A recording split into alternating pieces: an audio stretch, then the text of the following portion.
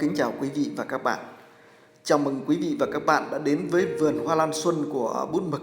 Hôm nay Bút Mực lại chia sẻ với các bạn về cách trồng cây và sang chậu tỉa để trồng nhân giống cái cây hoa lan nữ hoàng Cattleya. Các bạn biết là đây là một cây hoa lan được mệnh danh là nữ hoàng trong các loài hoa. Nó rất là thơm các bạn. Dòng này thì nó có hai loại, một loại là nó hai lá, còn một loại thì nó một lá. Đây là cây một lá, nhưng mà cây một lá này thì nó đã to hơn những cây hai lá, mà hoa nó to hơn, cây nó cũng đẹp hơn. Nó lên đây là cái cây của mình. Trong cái quá trình thì mua để trồng cái cây này thì các bạn biết là nó cũng rất là đắt, nó khá là đắt. Một cái chậu như này nó khoảng độ 200, hơn 200. Thế thì mình nhân giống nó như thế nào? Đây thì cái chậu này mình mới trồng được 1 năm thôi để nó phát triển khỏe.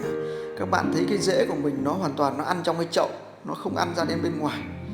Vì vậy là chúng ta chăm thế nào, như một số các bạn chăm là cái rễ của nó thò ra bên ngoài nó ăn. Đó là cái điều kiện dinh dưỡng của các bạn cho nó không có đủ các bạn. Đây các bạn thấy là mình sẽ tách cái chậu này ra để mình trồng vào những cái chậu mới, để sang năm tới nó lại ra được những cái chậu nó như thế này. Với những cái chậu như thế này mà nó to như thế này thì các bạn hoàn toàn có thể cho nó ra hoa. Đây các bạn thấy là mình chỉ tỉa độ 3 cái nhánh thôi, tức là 3 cái của nó, một cái mầm nó đang mới ra. Còn lại là những cái mầm già mình sẽ để lại và mình tiếp tục mình kích cái mầm già để cho nó lên cái cây của chúng ta. Cái cây này thì nó rất là dễ sống các bạn, nó không như cái cây khác, nó kiểu như cây rong giềng của chúng ta, cái cây giềng ấy. Thì các bạn trồng chỉ cần kín cái bộ rễ hở cái bộ gốc nó ra thì nó hoàn toàn nó có thể lên và sống. Các bạn không nên trồng cái sâu cái gốc quá. Cái cây này thì đặc biệt là nó có một cái mùi thơm, nó rất là thơm các bạn.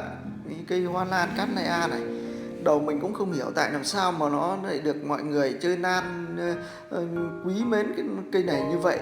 Sau khi sang nhà anh bạn thì thấy anh bạn cho xem một bông hoa thì nó ngửi nó quá là thơm.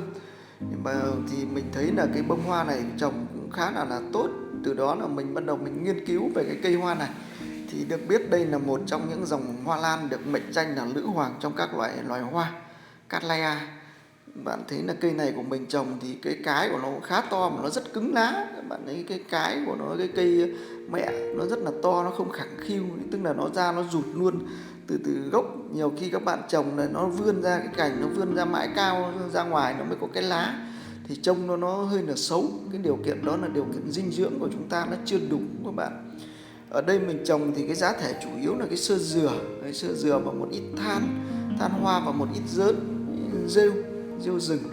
Thế thì mình cho vào, và thường là mình thỉnh thoảng mình tưới một ít cái phân cá các bạn, thì nó lên rất là tốt luôn.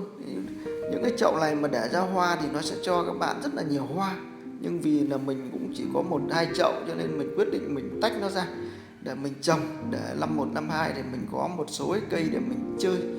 Thì các bạn thấy là đây là cái cây sau khi tách của mình là cái chậu nó như cây nó như vậy, mỗi một nhánh như này mình để độ khoảng 2 cái đến 3 cái để mình trồng lại.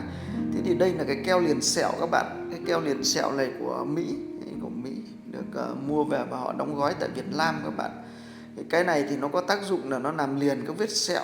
Khi chúng ta cắt ra những cái vết xước, vết sẹo thì chúng ta dùng cái này chúng ta bôi lại thì cái mục đích thứ nhất là chúng ta tránh để cho cái cây này nó mất nước qua cái chỗ này. Nhưng cái quan trọng hơn cả là do cái chống để nhiễm cái vi khuẩn virus vào cái cây của chúng ta, nó làm bị hư hỏng, nó bị thối cái cây của chúng ta. Chứ còn cái cây này các bạn thấy bộ rễ của nó cũng không nhiều. Đầu thì mình tưởng cái bộ rễ nó rất nhiều nhưng nó không nhiều. Đầu 1 năm thì mình cũng chỉ trồng 2 cái như vậy thôi. Nhưng sau đó nó ra rất là nhiều, rất là khỏe. Vì cây này nó cứ đủ ẩm là các bạn để cái tầm thấp cũng được, nó lên rất là tốt. Đấy, sau khi chúng ta dùng cái keo liền sẹo chúng ta bôi lại những cái vết thương, vết ấy đi, thì chúng ta có thể để ra cái môi trường bình thường cho gió và trong bóng râm, để trong gió để cho nó se lại cái gốc và cái rễ của chúng ta, để cho quá trình va đập nó khỏi phải tổn thương. Sau đó chúng ta cho vào, chúng ta trồng lại trong cái chậu. Đây là những cái cây già các bạn, đây là cái khóm già đầu tiên. Cái khóm già này thì mình đã tách những mầm kia rồi. thì mình trồng lại cái chậu này để là sau là cái nó mình bón vào thì cái mầm này nó cũng vẫn lại tiếp tục nó lên ki lên lộc các bạn. Đấy, 4 cái cây này là 4 cây già mà nó đã ra những cái mầm kia rồi. Nếu các bạn cứ để như trước thì những cái cây này không bao giờ nó lên mầm cả. Thế nếu các bạn tỉa lại, các bạn trồng lại thì nó lại bắt đầu đẻ mầm rất bình thường. Nó vẫn đẻ, nhưng mà chúng ta chú ý cái cây này thì nó đặc biệt nó lên theo cái hướng. Vì vậy cái chỗ mà cái củ cái mà chúng ta cắt thì chúng ta để sát vào cái vế bên thành chậu một tí, thì sau này cái chậu cái cây của chúng ta nó đẻ nó sẽ vươn theo một vế, tức là nó như củ giềng mà củ gừng ấy, nó đẻ nó lân ra.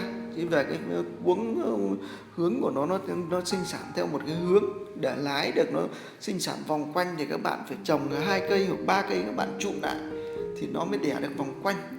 Còn đây là sau khi ấy là mình cho vào cái chậu nhựa này mình trồng để mình nhân ra mấy giò để sau có những cái chơi nó đẹp hơn. Trước tiên là mình cho một ít cái sơ dừa xuống bên dưới. Các bạn, sơ dừa này thì mình đã ngâm qua cái nước vôi trong để đảm bảo cái độ chát và cái độ kiềm của nó, đảm bảo cho cái cây của chúng ta nó phát triển tốt. Sau đó là mình cho một ít than và một ít cái rêu lên trên, làm sao là mình giữ cái cây này nó định vị. Vì cây này khi chúng ta tỉa đi rồi cái bộ rễ nó rất là ít, gió máy nó rất là lung lay. Nhưng cái chính ở đây chúng ta trồng là làm sao chúng ta chèn vào cái vế mà cái cây nó đã cứng rồi. Cái lá của chúng ta nó cứng rồi, còn cái vế mà chúng ta cắt mà vế củ lon ấy, chúng ta trồng nó phải hở ra một cái vế bên kia thì cái cây của chúng ta nó không bị thối và bị chết các bạn. Nếu các bạn trồng sâu quá mà các bạn trồng kín ấy, thì nó sẽ không lên được và nó chết. Cái buộc cái cây này thì qua quá trình trồng thì mình thấy là cái củ của nó bán thiên địa, tức là một nửa cái phần rễ, tức là chủ yếu làm sao cái phần rễ nó ăn trong bên dưới thôi, còn cái củ của nó nổi lên bên trên thì nó sẽ ra mầm mà nó phát triển rất là nhanh. Các bạn thấy là nó chỉ cần một nửa cái củ của nó chìm, còn một nửa củ nó lên cái phần sáng thì cái mầm của nó lập tức nó sẽ trồi lên ngay. Như cái củ giềng của chúng ta trồng với củ giềng và củ gừng chúng ta trồng cũng vậy. Đây các bạn thấy là cái chúng ta cần chỉnh cái hướng để cái củ mà cái vế cái thân mà chúng ta cắt sát cái chậu thì cái vế bên kia thì nó sẽ nảy mầm, nó trồi ra. Mình trồng như vậy, mình chèn nó chắc vào. Sau khi chèn chắc cái cây vào thì cây nó đứng với mục đích để cho cây của nó làm sao là gió máy nó không lung lay. Các bạn thấy là nó phải chắc như vậy. Và chúng ta lót dưới thì mình cho sơ dừa, sau đó mình rải một lớp rêu, xong mình đặt cái củ này lên và mình dùng một lớp rêu mình phủ lên, và sau đó mình dùng tiếp cái sơ dừa. Đấy, sơ dừa già mình chèn nó xuống, phải củ sơ dừa già thì nó mới chắc được các bạn. Cái cây này cái giá thể của chúng ta nó càng chắc thì sau nó lên nó càng khỏe, nó đâm nó càng tốt.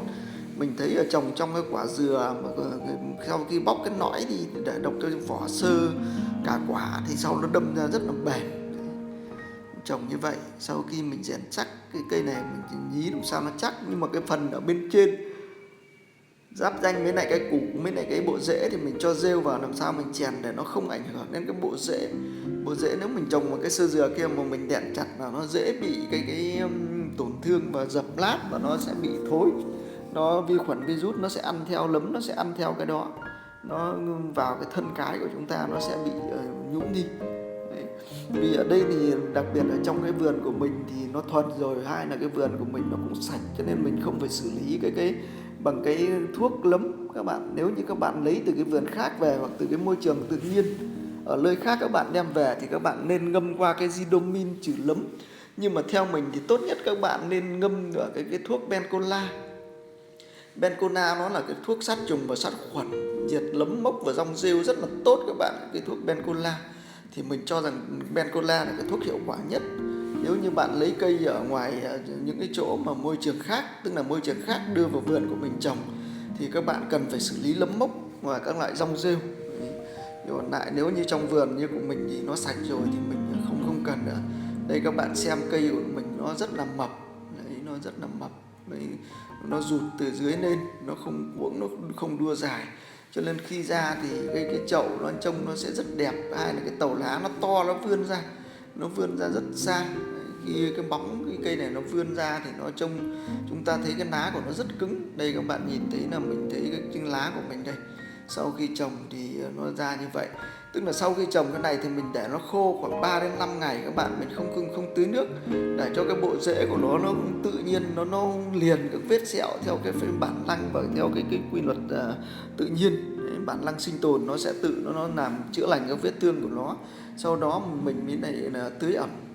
Chứ còn bình thường nếu mà thời tiết nắng hoặc hanh khô thì mình chỉ phun ướt lên lá thôi, khoảng độ 1 tuần các bạn. Thì bắt đầu mình lại đưa ra cái môi trường tự nhiên, có mưa có nắng có gió ở cái môi trường tự nhiên thì nó phát triển sẽ rất là tốt. Đấy, các bạn thấy cái lá nó cực kỳ là to luôn. Như vậy là mình trồng ra là đã được, chỉ cần tách 2 giò thôi là mình có thể được cái lượng cây nó rất là lớn, nó phát triển rất là nhanh các bạn. Chứ nhiều người cứ bảo 1 năm lên thì lên được 1 mầm 2 mầm, 1 năm như thế này nó lên khoảng 6-7 cái mầm to như vậy các bạn. Đấy, các bạn xem đây, những cái chậu mình trồng, đây là cái chậu mình trồng được 1 năm đây. Đấy, các bạn thấy cái chậu này sau 1 năm trồng cũng 2 cây như thế, nhưng sau 1 năm trồng các bạn thấy nó lên rất là khủng không? Mầm nó lên rất là to, những cái rễ của nó không vươn ra ngoài, rất là đẹp. Mình thấy là cái cây này trồng rất là đẹp, hoa nó cực kỳ là thơm luôn. Hoa nếu mà để trong phòng thì một cái bông hoa này các bạn thấy là rất nhiều người phải trầm trồ. Ngoài cái sắc đẹp của cái màu sắc, nhưng mà nó còn mang lại cái hương thơm cho cái gian phòng, cũng như là cái điều kiện sống của nó rất là khắc nghiệt các bạn. Nó có thể sống ở trong cái môi trường ít ánh sáng và điều kiện khô cạn, khô hanh rất là tốt, cho nên các bạn hoàn toàn an tâm nó để trong nhà. Lá nó rất là cứng như cái lá nhựa, nhưng mà cây nó lại rất là khỏe mạnh, phát triển rất tốt, bộ hoa của nó rất là đẹp các bạn. Đây các bạn thấy là cây này mình trồng đầu năm ngoái, mình trồng là nó chưa có kinh nghiệm nên là nó sẽ lệch về một bên, cái vế cũ của nó đầu thì nó sẽ không ra được. Nếu như chúng ta trồng ngoảnh 2 cái nó úp vào nhau thì nó sẽ ra đều vòng quanh chậu. Đây các bạn thấy nó ra vòng quanh chậu, nhưng mà kia thì nó lại không ra, nó chỉ ra theo một hướng. Đây là cũng là những cái nhược điểm mà chúng ta cần phải khắc phục với cái cây lan này. Khi các bạn muốn nó ra vòng quanh chậu thì các bạn trồng 2 cái củ, các bạn